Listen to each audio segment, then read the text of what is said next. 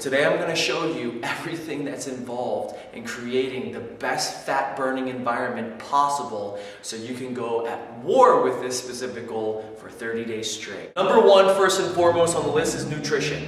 If you're consuming calories that have zero nutrient density whatsoever, you're obviously going to store fat in those trouble spots. So we're going to stop doing that. Alright, now we're going to look at the most effective form of training that's going to help you create the best fat burning environment. And we're going to compare that to the least effective form and give you a reason why one's better than the other. First one, metabolic strength training. To keep this short, sweet, and simple, during a training session, a metabolic strength training session, the amount of muscle activity is constant, and in some cases, non-stop. These muscles are under an incredible amount of tension for the duration of the workout. And because of this, on a cellular level, there's a tremendous amount of increase in metabolism. Your muscles go through this thing called the rip, tear, and repair process. The more we stress those muscle fibers, the more we make them work together and jam together, the more they have to recover after the workout is finished. And you're ridiculously sore because you feel like you've never ever used those muscles before. This is an easy way of explaining that rip, tear, and repair process. That soreness that you're experiencing are just little tiny micro tears in the muscle fibers. Those micro tears have to repair. And they have to repair using the number one form of creating the best fat burning environment, nutrition, so that you can see the lean tone muscle that you're looking for. Number two, high intensity interval training. The reason why this is one of the most effective forms of burning fat is because, again, the body has to recover after the session is over from an intense training bout. Now think about this for a second. You're doing a bunch of compound, big, explosive movements. Those muscles are firing rapidly. So not only are your muscles under an incredible amount of tension, but your heart rate is under an incredible amount of tension. These two synced and combined, creating this huge oxygen deficit, meaning you have to breathe deeper and deeper to keep up with the pace, means that you're going to have a greater amount of recovery after the session is over with. 3, low intensity interval training. This would be the exact opposite.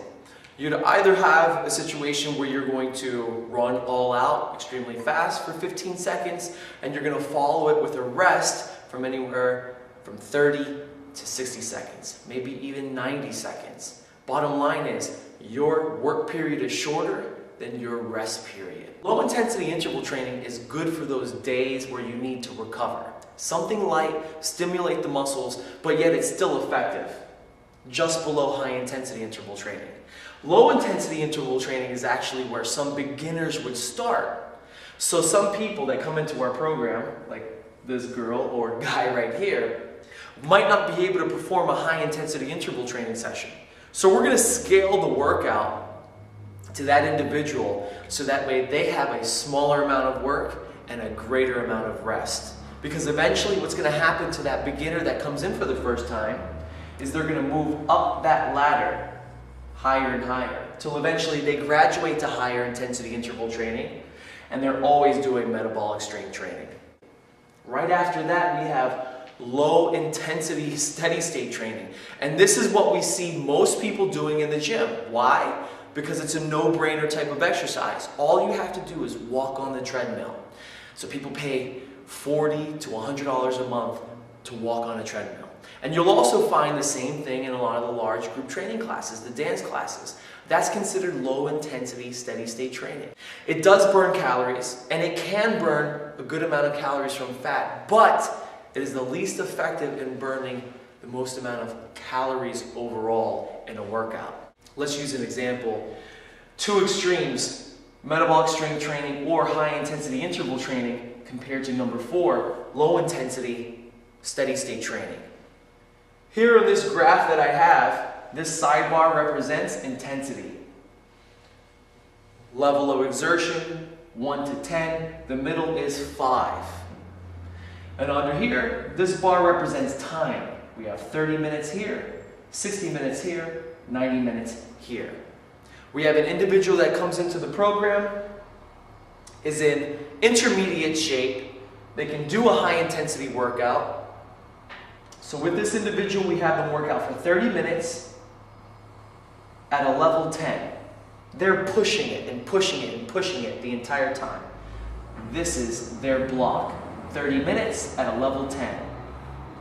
We have another individual, same weight, same height, same fitness level, that comes in and we put them through a workout that you would find at your local health club, on the treadmill or in one of those classes. And they work out at a level 5 for 60 minutes. Look at the comparison here. One person works out for half the time but at a greater intensity. The other person works out double the time at a lower intensity.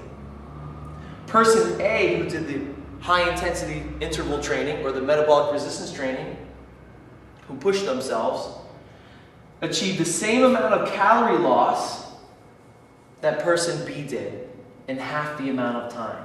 If we were to take this block and put this block right here, it would be equivalent to the amount of calories.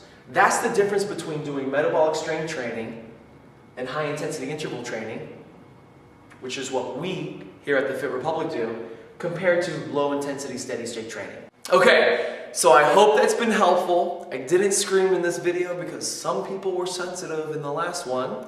I hope you take some of these strategies and implement them right now.